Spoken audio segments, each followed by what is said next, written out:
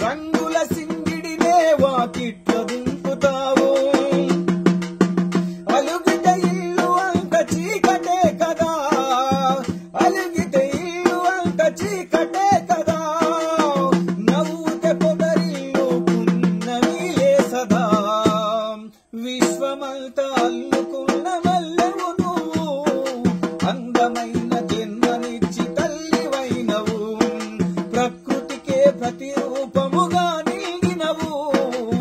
ప్రపంచ గమనానికే గమనం